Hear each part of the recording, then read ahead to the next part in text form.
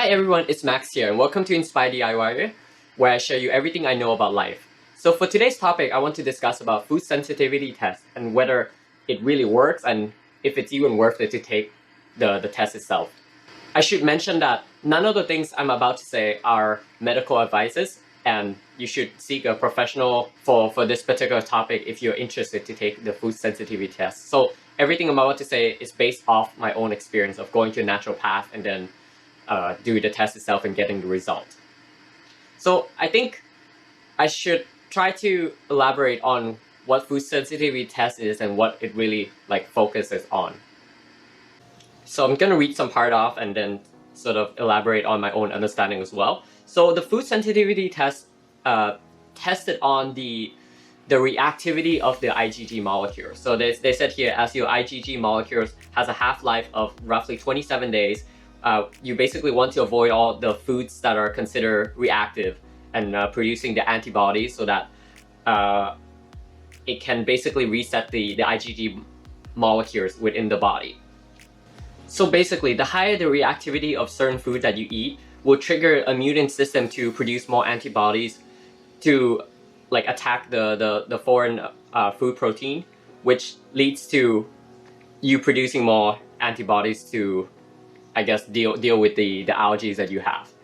Now, before I did this test myself, I've done a lot of research on this topic, and some of the doctors sworn by it that these IgG sensitivity tests is all fake.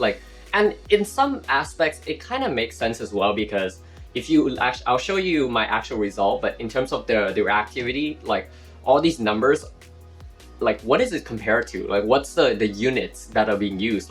I'm coming from an econ background, but even just taking high school science, that there's always a unit of measurement involved, and these numbers, it's not even an index, it's just a random generated number. And technically speaking, you should be reactive to all the foods, regardless of how much amount it is. So I don't actually know what the number is. All I was told is don't consume above this particular reactivity IgG number that they were given by the result, and that the bodies will naturally repair itself and you'll feel better. And the reason why I took the test, I should also mention, is because I have digestion issue, particularly acid reflux and stuff. And I'm sure that if you're looking into this information, maybe you do as well, and that's why you're curious to know. So here are my actual result.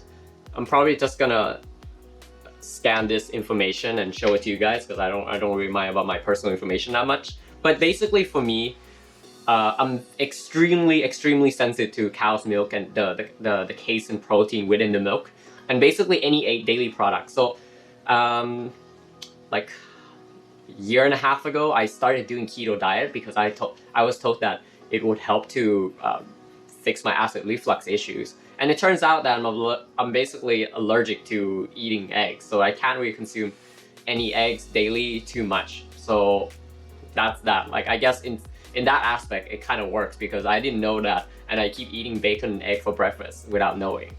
And I'm also apparently sensitive to eating peas and Bailey. The last part I wanted to go over is whether food sensitivity test is worth it to take.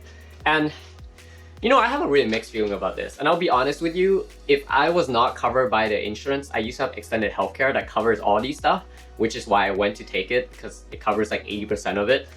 If you don't have extended healthcare, I would not do this because it's way too expensive. I went to naturopath. The first visit cost me 275 Canadian dollars. And then the test itself was I don't know, 200 something dollars. And then a following visit is another $100 or something just to get the result. So is it worth it? No, I don't think so. But if you're covered by the insurance, I would say just give it a try if you realize you have some sort of IBS, digestion problem and everything. And if you weren't going to take this test, but you're curious to know, I would say that try to do something called a food elimination diet, where you basically note down everything you eat. So if I were to eat ice cream and then I feel sick, having acid reflux, having digestion problem, I would basically cross that out and remove it from my diet completely. And keep doing the same thing, keep logging and keep noting down everything that you eat, because you don't need to take these tests. I guess taking the test reassures me that I obviously can't eat daily that much, but I kind of knew that from the start in a way too. So doing food elimination diet really works well as well if you don't need, like, if you don't want to take the test, or like, you know, you're trying to save some budget but you have some sort of digestion problem yourself. Anyway, that's all for today. I hope you gained some information out of this, and don't forget to subscribe. Thanks for watching.